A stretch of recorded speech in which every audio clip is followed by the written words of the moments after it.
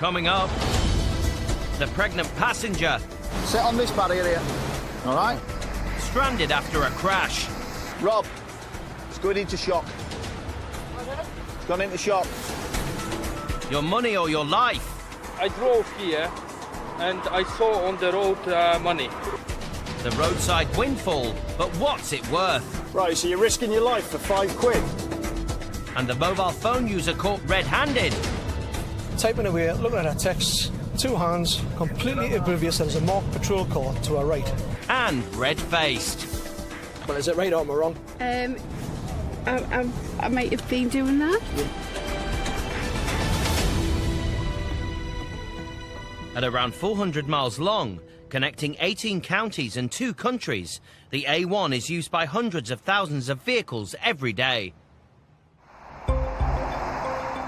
And in South Yorkshire, Highways England traffic officers Paul Day and Rob Larkin are bracing themselves for a non-stop shift. We were just at junction 38 there and we got dispatched to a 4-car RTC. As we're on it 38, it won't take us long to get there. With Rob driving, you know, all can happen. Literally. And within minutes, they spot the crash on the opposite carriageway. That is. There it is. Hotel for Charlie Echo 13. Got police on scene with an RTC. Lane 2 blocked. But with miles of jams already building behind the scene, getting to them isn't going to be easy. Here's all the A1 traffic, Rob, that we've been missing for hours. With no other traffic officers in the area, it's down to Paul and Rob to fight their way through the tailbacks. It's a very narrow, hard shoulder, and traffic doesn't have a lot of space to move out your way. The lads have no idea if anyone is seriously injured. It's vital they get there fast. Handily, the A1 has a network of side roads accessible to the emergency services. And with a little local knowledge, This little cut through's an old weighbridge. they're ready to react. Yeah, they're in lane 1. The police are already on scene, piecing together what's happened. Paul and Rob's role is to ensure that the drivers and passengers of the damaged cars are safe. We've arrived here. It's quite a serious impact at the rear. The others are a little bit back-end shunted and things like that. This is the more serious. So what we're going to do is try and clear people round corner. I'm just going to talk to Rob now. Rob! The passenger in the black Volkswagen is heavily pregnant, but doesn't appear to be injured. This lady's pregnant and her daughter's round corner. We've got like scorch mark on the red where the headrest. 1-3, police are allowing us to move these vehicles onto Green Lane, which we're about to do. Well, they're going to move the most damaged vehicle, and there is an ambulance en route. The lady involved is pregnant, and one of the kids has banged their head over. With traffic travelling past them all on the slip road, it's a dangerous place to wait for recovery. Yeah, this way, all right. Some friends have also arrived to help the pregnant passenger, but their vehicle is now blocking the recovery route. Rob needs to move it out of harm's way so the team can concentrate on shifting the crumpled vehicles. Hey, Rob's just moved that Focus round corner there. It's Green Lane. Yeah. Are we all right to move this Passat as well? Yeah, that one will drive. Suddenly, the pregnant passenger takes a turn for the worse. Sit on this barrier here. All right? We're just going to move this car round corner. Come back for you. Rob, it's going into shock. It's gone into shock. While the police drag her crumpled car off the carriageway, Paul looks after the distressed lady. Just don't let her fall. I've got this side. We've got all vehicles clear of the network. They're all on a side road. What we're going to do is take one of the passengers round the corner to the vehicles. Pregnant lady, bit of shock. Yeah, it's not every day we have to put somebody back at the car, but needs must. And obviously the welfare of the lady and the baby is priority. Paul can now take in their closure and get the A1 flowing again. And within minutes, the emergency team are on scene. Cool. Watch yourself, boys. So were you driving this car then? You were? That one. While paramedics tend to the pregnant lady, Her daughter is checked out in the ambulance. No pain in your neck at all, down to your toes, up to the sky. All right, Can I get my bag out of the boot? I'll get it, you don't want to. You'll go and get yourself sorted. Driver Michael Richards has rushed out to help his friends in need. Quite bad, all front end smashed in, all airbags have gone off, real mess, no left at front end at car really. A lot of concern for my friends, especially his missus who's actually pregnant as well. So yeah, got to make sure she's alright, get her to hospital. With medics now taking care of the family, Rob and Paul's focus returns to the Great North Road. The A1's now flowing freely, so from our point of view, fantastic. We've got a few concerns over this lady with the little baby and the pregnancy, but best place for her, in ambulance, so to getting sorted out.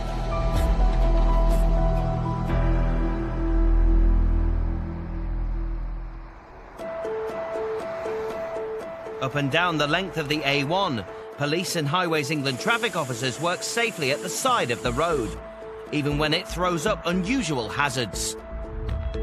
But when members of the public risk life and limb to retrieve lost objects, Stay there! or cross the carriageway, it can have very serious consequences. Patrolling the A1 at Musselburgh, just outside Edinburgh, Police Scotland officers Pete Marshall and Alan Meikle have cause for concern. We've been travelling west on the A1 into the city, and we've seen a vehicle on the verge on the eastbound carriageway. It's sitting at a kind of funny angle. Nobody with the vehicle, but there is a chap on foot further down, looking into the side of the road. With busy Friday night traffic heading in and out of Edinburgh, Pete and Alan need to head back down the other side of the road as quickly as possible. I don't know if something's fallen from the car and he's had to stop to retrieve it, or if he's hit something, but there's no hard shoulder there, so we're going to have to spin round just to see what he's up to and make sure he's all right. The issue is where he's left his car is encroaching slightly into the carriageway, so that's probably more of a danger because people will be watching him at the side of the road and maybe won't see his car parked a bit further up.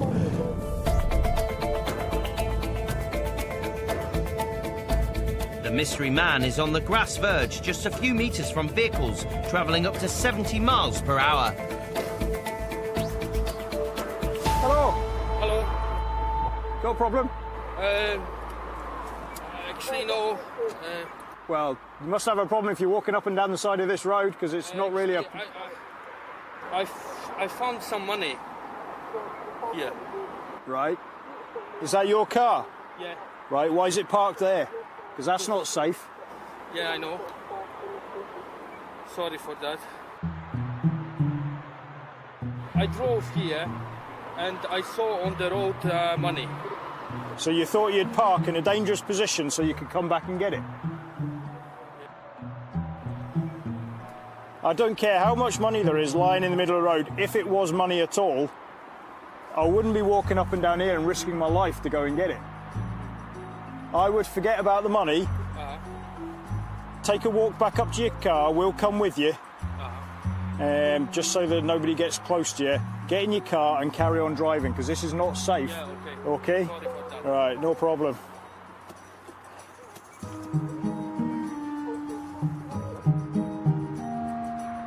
But the man may not be leaving the scene empty-handed.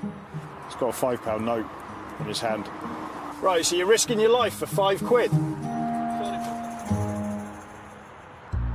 And Pete suspects there may be more money burning a hole in his pocket and wants a penny for his thoughts. Is it actually your money?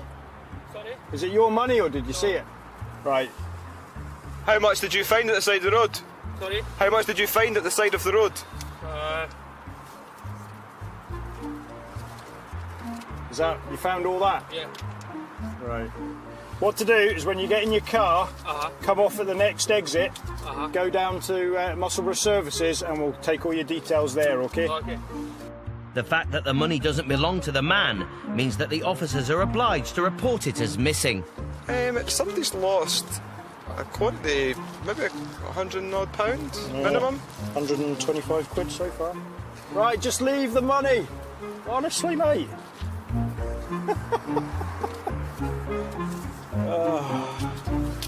100 maybe 50. 100, oh no, there's another fiver there, so 140 quid so far. He says he's seen it flying across the road. Yeah. He's realised it's cash, so he's stopped his car to go and pick it all up. Anytime you find anything, you should hand it into the closest police station. Money especially. There's a crime of theft by finding. So just because you find something doesn't mean you're not stealing it.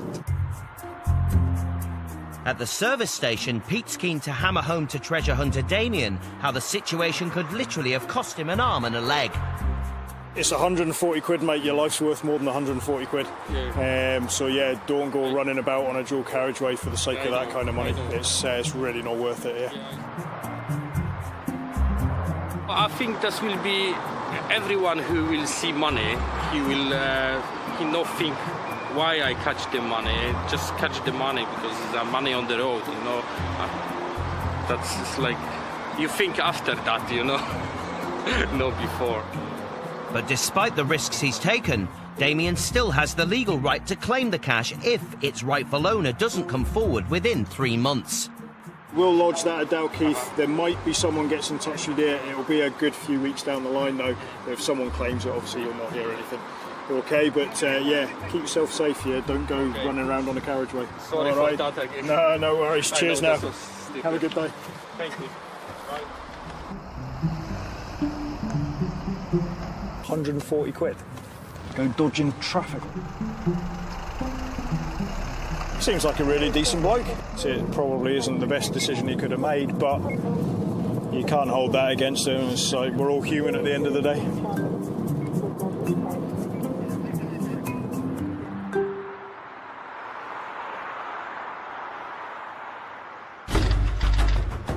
Back in South Yorkshire, Up there, RTC. Highways England traffic officers Paul Day and Rob Larkin are dealing with another accident. Hot off, Charlie Echo 13. They're also faced with pedestrians in the road, including a little girl. He's in lanes 1 and 2 of this. I'm going to block this. Everyone is stranded in the central reservation, and their mangled cars are obstructing a lane. Any injuries? No. You all right? Thank you. Yes, we're using the hard shoulder to allow vehicles to pass. There's debris in lanes 1, but we're just going to see what's going off and then clear these vehicles. Anybody injured? No one injured. Can any vehicles move onto hard shoulder if we stop traffic? I haven't tried, I will try. 13, go ahead. We're going to hand stop all this traffic to clear these vehicles to hard shoulder. Stand by. Paul needs to secure this scene immediately. But with lorries and cars thundering past, it's a dangerous place to work and wait. Just give us a minute, mate. We're just clearing them to hard shoulder. As the A1 grinds to a halt, We're just going to clear people and then we'll get you going again, OK? Rob relocates, ready to tow the crumpled cars off the carriageway. Everybody across here as far as you can go. You know what? Don't worry. And within minutes, the stranded passengers are escorted to safety. Nobody's declaring injuries. We're just trying to clear stuff. Stand by. The 3 cars have shunted into the back of each other and need to be released. Just give it a go. Stop. But it's a tangle of twisted metal. They pass together. Yeah, I know. Thankfully, 2 of the drivers are happy to get back behind the wheel. If you put your feet on brake and handbrake. And Paul has a plan. Rob, as it's locked together, why don't we just drag it on there with that like that? Yeah. Dragon ball. Yeah. He's pulling it, it'll go together. Right, give it a go nice and steady. Over there. Over there. Watch yourself, Rob. The first car revs and manages to break free. Go on, keep going. And the second car quickly follows. See if you can get it onto hard shoulder. Go on. I've never tried it before. Well, it was a good laugh, wasn't it? As they rig the final car, they're hoping for a hat trick. We might have to drag this. Just pull it up, take slack. Keep going, Rob, steady. Whoa.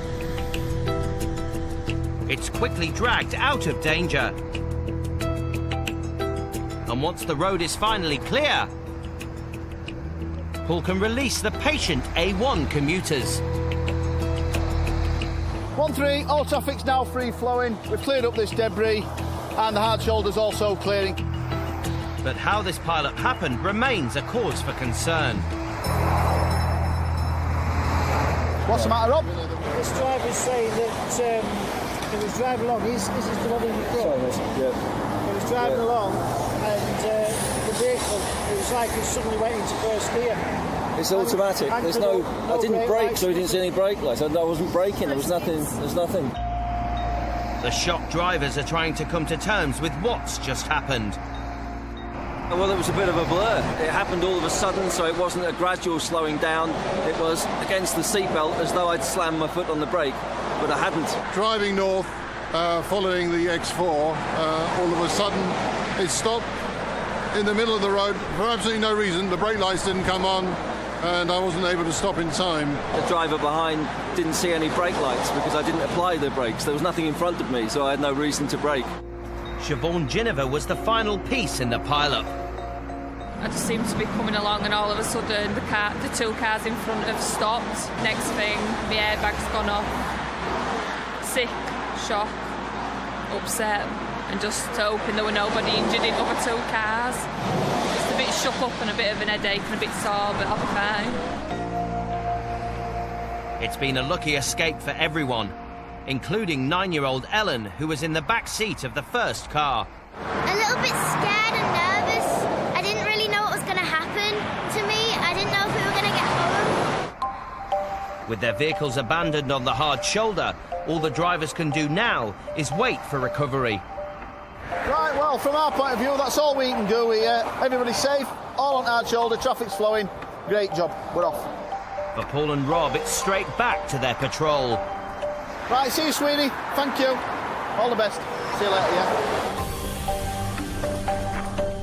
So far, it's been a relentless shift.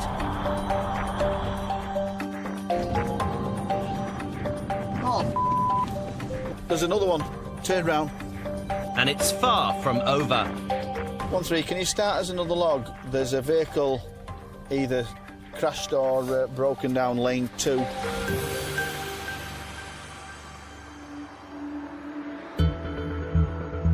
A 100 miles away near Gateshead.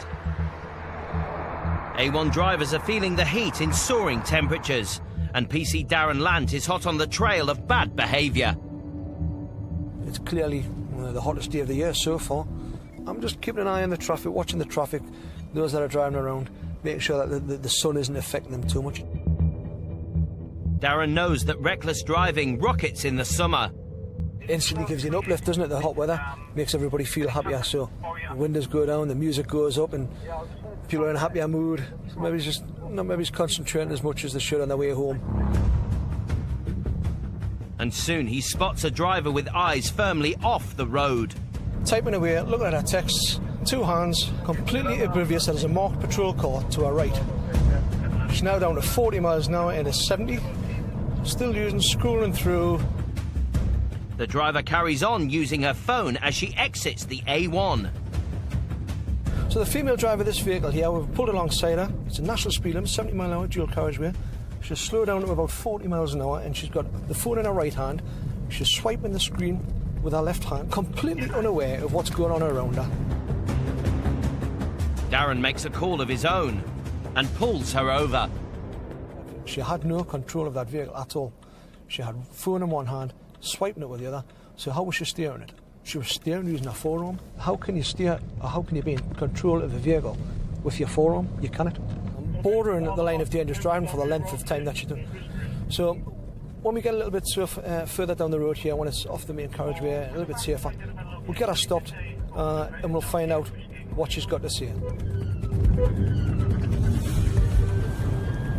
Darren signals for the driver to park up. But she pulls in as if to let him go by. You pull in over there. Right, pull in over there. And when she joins Darren in the back of his car... Hello, take a seat in the car for us for 2 seconds, please. She seems puzzled as to why he's pulled her over. So you've got no idea why I've stopped you? No. Darren questions the driver again. Are you 100% sure you've got no idea why I've stopped you? I don't. What were you doing down the A1 just before you come off for Fordham? sort myself out of them for a little bit. You were sorting yourself out. Right, okay. She seems to have no idea why she's in hot water. What were you doing in your hands? My stuff was like my speaker and my phone were there, so I had to. I wanted to make sure it was like as it should be. Right. So I remember putting my phone on there, and then it fell. I was like, oh no, that's that sorted. Right. So other than that, what have I done? All right. Darren's left with no choice but to spell it out. So you driving along with your phone in your right hand, swiping down, steering with your left is my figment of my imagination, is it? Right. Well, is it right or am I wrong?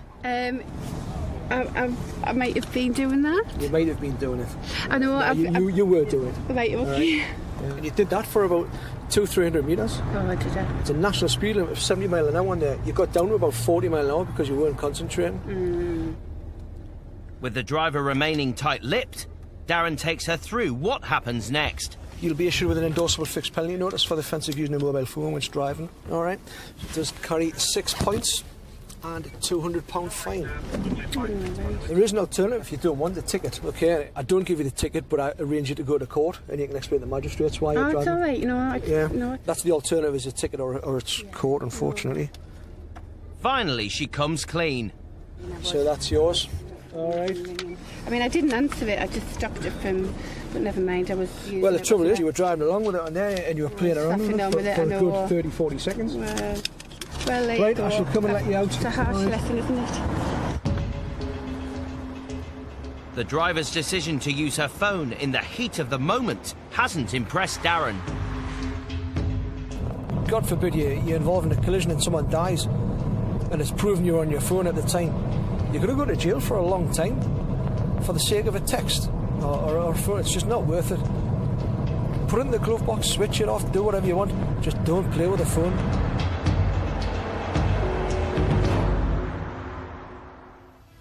Later, the small car.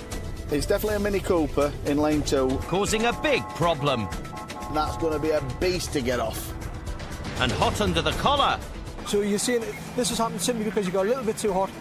Without the faintest idea what's happened. My vision was going, I couldn't see. Okay.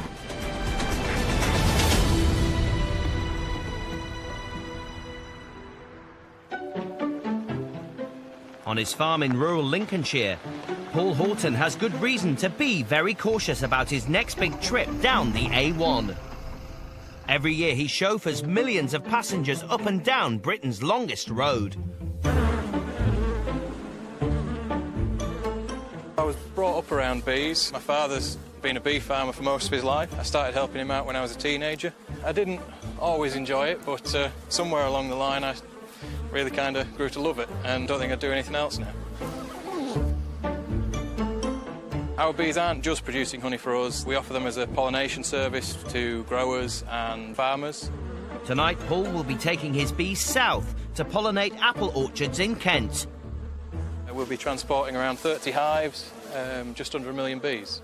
We use the A1 a lot, multiple times a year. We probably travel around 10,000 miles up and down the country, transporting bees to orchards, flowering crops and heather moors. With a long journey ahead, the farm is a hive of activity. First, Paul needs to check his bees are fighting fit and calms the residents with a specialist smoke. We're looking for a young, healthy queen. We're looking for honey stores to make sure they've got enough for the journey. And we're looking for just the sheer amount of bees to make sure they're strong enough to provide a good job on pollination. An active queen is essential to steadily increase the population of the hive. There's the queen of this colony. You can see she's maybe double the size of a worker, and she's got a little white dab on the back of her thorax. With the health check complete, it's time to box up the bees. But moving such a delicate cargo is a tricky business, so Paul's drafted in his brother Giles to help. When you're actually manhandling them or manually moving them, you don't want to bang them. So you want to try and be gentle with them, not drop them. Don't bang the beehive, as my dad said. Just check the ratchet strap there, Jig, to make sure it's nice and tight. Yeah, brilliant. They are generally pretty well packed in there, so they shouldn't slide. We do take roundabouts particularly slowly. On the straight, it's not so much of an issue, but roundabouts, cornering, you've got to take it really steady. And with almost 1 million bees on board, it's vital that Paul and Giles keep their cool. It's quite important that we make good time tonight. If we get delayed in traffic or it starts to warm up in the morning, it's going to create a lot of heat inside the van and the bees are going to warm up. And if it gets too warm, it'll actually damage or even kill some of the bees. So that's the main reason we travel at night. They are a precious cargo, really, and they're a livestock at the end of the day, and we've got to take as much care as possible when transporting them, because, yeah, they're living animals.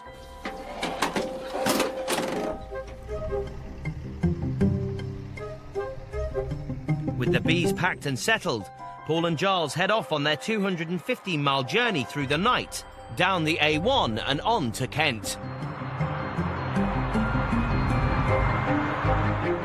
You get onto the A1 and it always feels like you're like properly on the way down. It looks nice and empty for us as well, which is good. That's what we want this time of night. Just us and the truckers.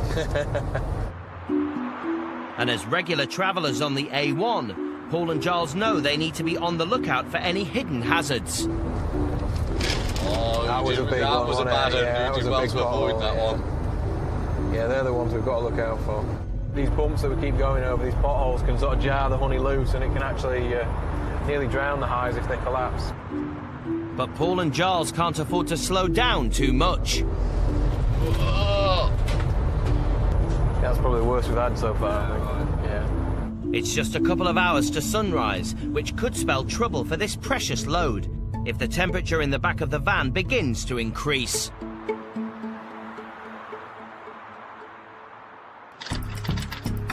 Back in South Yorkshire, traffic officers Paul Day and Rob Larkin are rushing to yet another car in crisis. Can you see it? Yeah. It's definitely a Mini Cooper in lane 2. I can't see what colour it is, though. As we were travelling away from that job, we were coming over the top at A1 to turn and go south back to base. We've spotted a live lane breakdown, lane 2 of junction 38, and that's going to be a beast to get off. With a stricken vehicle stranded in the middle of the carriageway, it's vital they plan ahead. What I'm thinking is, if we stop short, I'll hold the traffic, you go forward and talk to them and see if it'll drag somewhere. Paul and Rob are the closest traffic officers to the scene, but getting there isn't going to be straightforward. It's between the slips, 38 of the A1, and we're stuck in traffic coming down south, so it's going to be a bit of a bind to get to it. It's turning into a déjà vu day.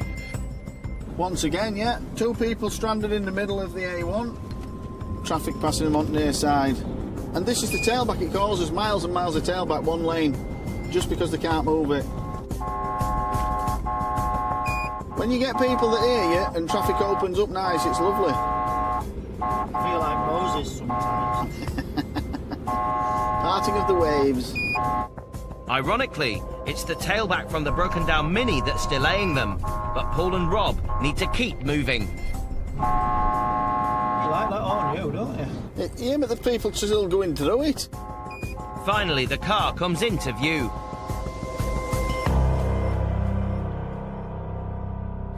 Hi, will it drag? Is it broken down? Yeah. Have you got a key? It's in there. In the car. Paul's priority is to shift the car off the road and get the people to safety. What's wrong with it? We've run over something. Does it start at all? I just got out of it. Okay. I did try to stop. Okay. Just give it a quick go for me. See what we've got. No. Right. Turn your wheel all the way this way for me. It's really going to be stiff, but give it a go. The broken down Mini is completely blocking lane 2, and the fastest solution is to drag it out of danger. Rob, stop traffic. We're going to get it moved as quick as we can. I need you to get in there, and the lad in the back. If you get it on the side, can you get him back, boss? I've just stopped the traffic. They're aware that I'm going to move this vehicle out of a live lane. Car in lane 2, wagon in lane 1. I've explained to them what I'm going to do. Once they see me leave the network onto the slip road, then they can move off again. With a gridlocked A1 and rush hour fast approaching, it's a race against the clock. 1-3, yeah, that's all received. This vehicle's going to be dragged across to the Mike slip. Well, go straight across onto Atchins, yeah? Paul takes the wheel of the Mini. He's ready. As Rob tows them all to the sanctuary of the hard shoulder. So what I'll do, I'll take it down lane 1. We've got to keep an eye on that entry slip coming in.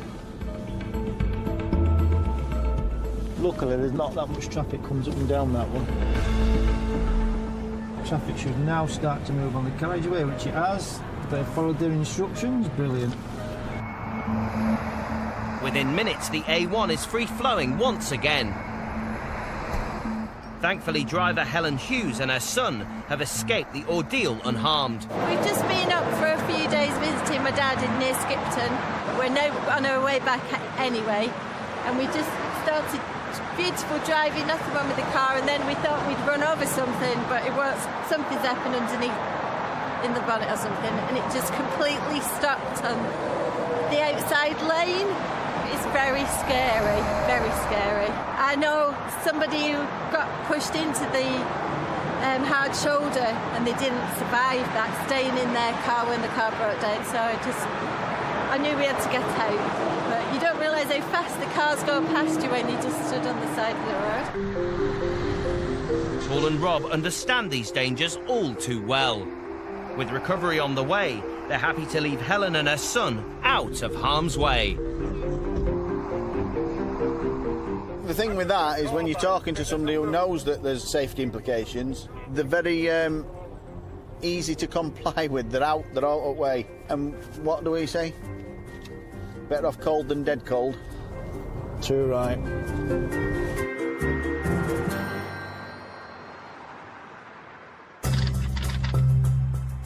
Back in the northeast, PC Darren Lant has the opposite problem. He's patrolling the Great North Road on one of the hottest days of the year. We're starting to get a build-up of traffic. So 24 degrees in the car. Really, really bright sunlight. Darren's aware that today's conditions could lead to a greater risk of accidents. Just as the cold weather and the wet and dark has its problems, the sun has its problems as well. And it's not long before news of a serious incident comes through. On the corner vehicle that rolled over up the coast road, Surrey to my north, travelling down there. Yeah, it'll be Tango 634 to let us start travelling as well. We're going to have to come off the A1 as a car overturned on a main dual carriageway. So we need to get down, make sure nobody's hurt, and then hopefully get the car moved as quickly as we can. Darren needs to get there as fast as possible, but the crash is already having a knock-on effect. The latest update, both lanes of the dual carriageway are westbound, so heading into Newcastle City are completely blocked, come to a complete standstill, which is not good. We don't want that at all. Darren doubles back and makes his way through gridlock traffic. A huge build-up of traffic already, isn't it? Just make sure everybody's all right. Confirm lanes 2 and 3 are closed, lane 1 open, vehicles passing slowly. Police officers, paramedics and the fire brigade are already surrounding the wrecked car. What happened? Do you know? PC Warren Dobson brings Darren up to speed. He's hit the curb on this side. And he's going to hit the barrier and ended up as and where you see it in situ. Has it overturned? No overturn or anything like that. So he struck the offside, bounced over, hit the near side, got into the railings, and come to a stop there. With no other vehicles involved, Darren needs the driver to shed some light on the incident. Right, buddy, so you come to the lights and you were feeling a bit warm, yeah? I was feeling getting really quite warm, and I could tell I was starting to faint. Right. My vision was going, I couldn't see. Okay, so you're saying this has happened simply because you got a little bit too hot, you feel a little bit faint, and that's what's happened? Yes. As the driver tries to come to terms with what's just happened, Darren leads him to the central reservation. Just sit yourself on there, just in case you feel faint again. If you're sitting down, it saves you from falling down.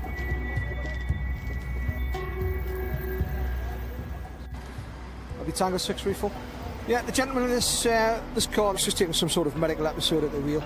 He's tried to pull over, which is how the collisions occurred. Given that the driver seems to have been taken ill at the wheel, it's Darren's duty to report it.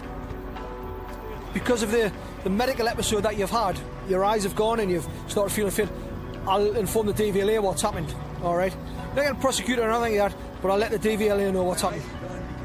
Remarkably, after such a serious crash, there are no other injuries, but the safety barriers haven't fared so well. We'll pass on your details to the council who own the fence, because they'll contact the insurance company to fix the fence, and we'll take it from there. All right? But before all that, Darren has a pressing job to do. 20 years of policing and I've still got to get the brush out. There's got to be apprentices and probationers somewhere for this. And as the driver is taken away to hospital, Darren's confident he's also cleared up the cause of the crash. The driver just complained that he was getting really hot. Whether he's had the air conditioner on in the car or not, I don't know. But I suppose that's the perils and one of the risks of driving in hot temperatures. With the crumpled car already loaded up, this incident's been dealt with really, really rapidly. Darren can return to his A1 shift, knowing that the traffic on the coast road will soon be flowing freely again. Right, let's go.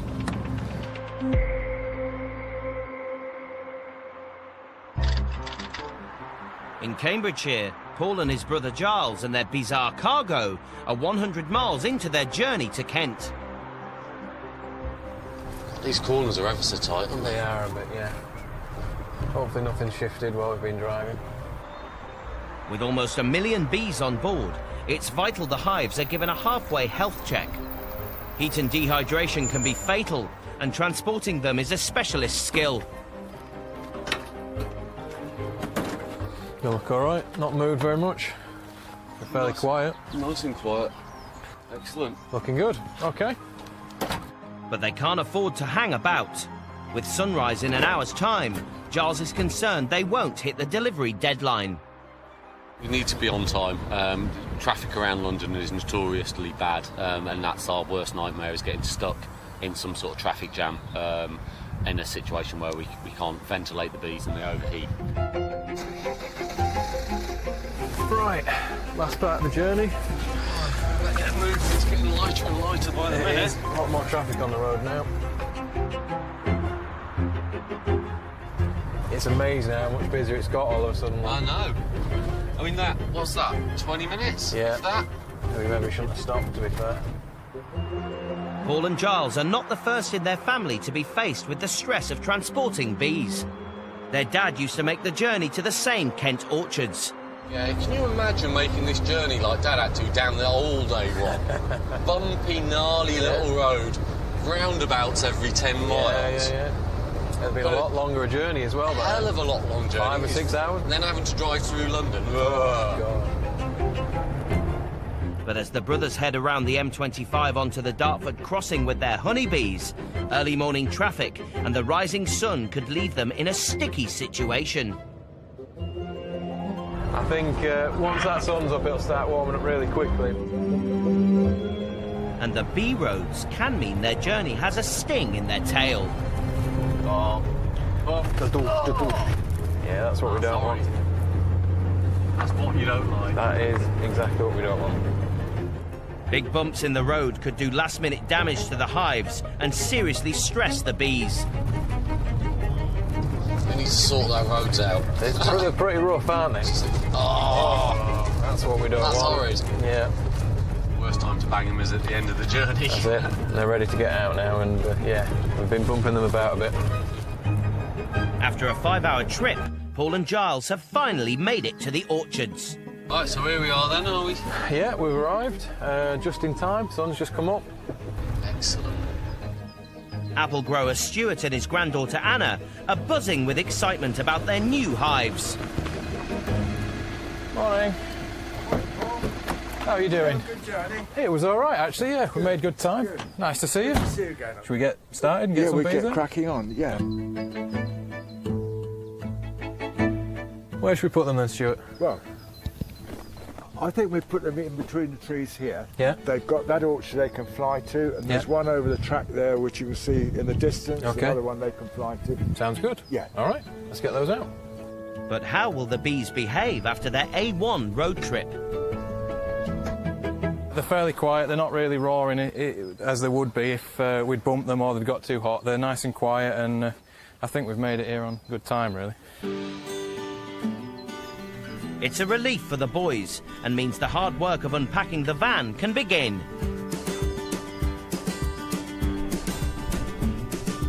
This is the first time I've ever seen them being set up anywhere, really, and it's amazing to think they've come so far this morning as well. Within 3 hours, Paul and Giles have placed 30 hives containing almost 1 million bees. We're just unblocking the hive so that the bees can get out. It's starting to warm up a bit now, so they'll be out flying in no time. For Stuart, the bees signify the beginning of what he hopes will be a very successful growing year. I must say I look forward to this time of year. I think that suddenly everything's waking up. We've got a nice lot of bloom. We've got the bees hopefully going to pollinate the bloom, and we look forward then to the little apples forming. So the whole thing will really start to be a hive of industry here. And as the bees get to work in their new surroundings. Have a safe journey home. Thank you. Thank you. Safe journey. Bye. It's time for Paul and Giles to head back up the A1 to Lincolnshire to load up the next hives for their pollination service.